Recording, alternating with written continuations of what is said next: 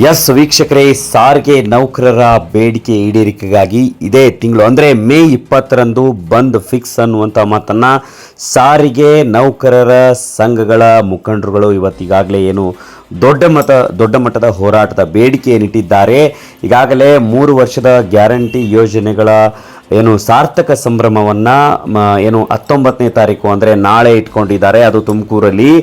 ನಾಡಿದ್ದು ಬೆಳಗ್ಗೆದ್ರೇ ಒಂದು ಹೋರಾಟ, ಸಾರಿಗೆ ನೌಕರರ ಮುಷ್ಕರ ಏನು ಬಂದ್ಗೆ ಕರೆ ನೀಡಲಾಗ್ತಾ ಇದೆ. ಒಂದು ವೇಳೆ ನಾಳೆ ಏನಾದರೂ ಸಿಹಿ ಸುದ್ದಿ ಕೊಡ್ತಾರಾ, ನಾವು ನೀವು ಕಾದ್ ನೋಡೋಣ. ಯಾವತ್ತೇ ಮುಷ್ಕರ ಮಾಡಿದ್ರು ಕೂಡ ಈ ರಾಜ್ಯದ ಜನಕ್ಕೆ ತೊಂದರೆ ಆಗುತ್ತೆ ಅನ್ನೋದನ್ನ ಹೇಳ್ತಾರೆ ಅವರು.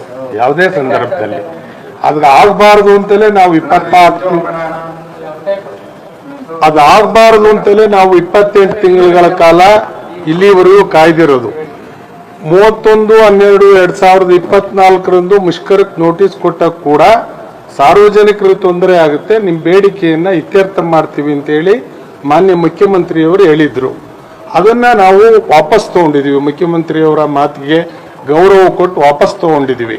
ಸೊ ಅದರಿಂದ ಯಾವ ಸಂದರ್ಭದಲ್ಲಿ ಮುಷ್ಕರ ಆದರೂ ಕೂಡ ಅವರು ಇದೇ ಮಾತುಗಳನ್ನ ಹೇಳ್ತಾರೆ. ಸಾರಿಗೆ ಸಚಿವರಿಗೆ ವಿನಂತಿ ಮಾಡ್ತೀವಿ, ಈ ನಾಡಿನ 7 ಕೋಟಿ ಜನರಿಗೆ ತೊಂದರೆ ಆಗಬಾರ್ದು ಅನ್ನೋ ಕಾರಣಕ್ಕೋಸ್ಕರನೇ 28 ತಿಂಗಳ ಕಾಲ ನಾವು ನಮ್ಮ ಎಲ್ಲ ಚಳುವಳಿಗಳನ್ನ ನೌಕರರಿಂದ ಬೈಯಿಸ್ಕೊಂಡು, ನೌಕರರು ನಮ್ಮನ್ನ ಸಾಕಷ್ಟು ಬೈದಿದ್ದಾರೆ ಸಂಘಟನೆಗಳನ್ನ, ಅಷ್ಟೆಲ್ಲ ಆದರೂ ಕೂಡ ಯಾಕೆ ಅಂದ್ರೆ ಈ ನಾಡಿನ ಜನತೆಗೆ ತೊಂದರೆ ಆಗಬಾರ್ದು ಅಂತೇಳಿ ಅದರಿಂದ ಸರ್ಕಾರಕ್ಕೆ ನಾವು ವಿನಂತಿ ಮಾಡ್ತೀವಿ.